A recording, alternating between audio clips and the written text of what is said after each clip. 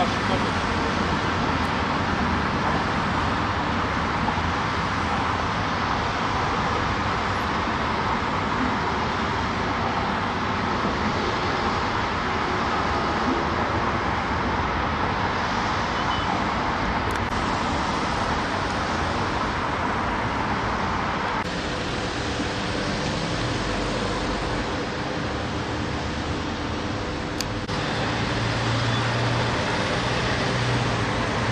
Bu hastanede daha önce böyle bir uygulama yoktu. Yeni bu hastane arazisini İspark'a peşkeş çektiler. Şimdi geliyoruz, araçlarımızı dağa, bayıra, çayıra sürüyorlar. Burada güvenlikçiler bir dakika durmamıza müsaade etmiyor. Hastalarımızı istediğimiz gibi hastaneye bırakamıyoruz. Çoğu zaman parkta da yer bulamıyoruz. Dolayısıyla yani bu arazi daha devlet hastanelerinde böyle bir uygulamanın olduğunu görmedim. Şu ana kadar İlk defa bir devlet hastanesinde İspark uygulamasını gördüm. Zaten İstanbul'un her caddesi, her sokağına, merkezi yerlerde özellikle İspark her tarafa konmuş durumda.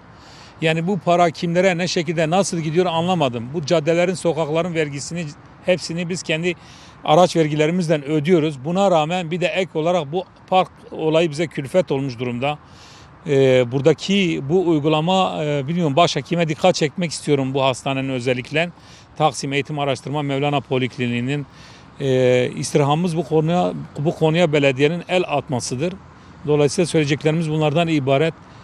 Hakikaten bir eziyete dönüşüyor buraya araçtan gelmek.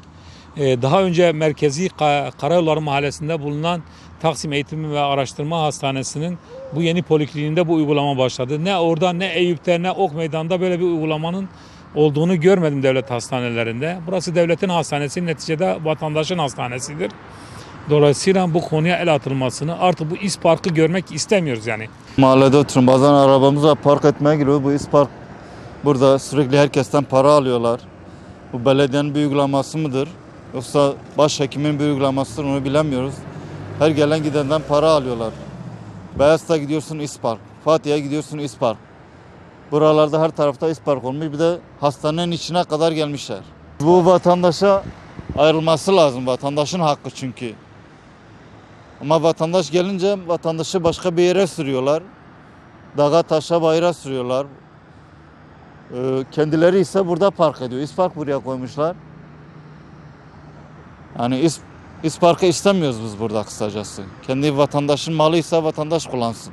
İspark'ın her yerde insanları sömürmesi yetmiyormuş gibi hastane bahçesine de gördüğünüz gibi otopark kurup insanların şu zor durumunda bile cebindeki 5 lirasına 7 lirasına göz koyması kabul edilebilir bir şey değil.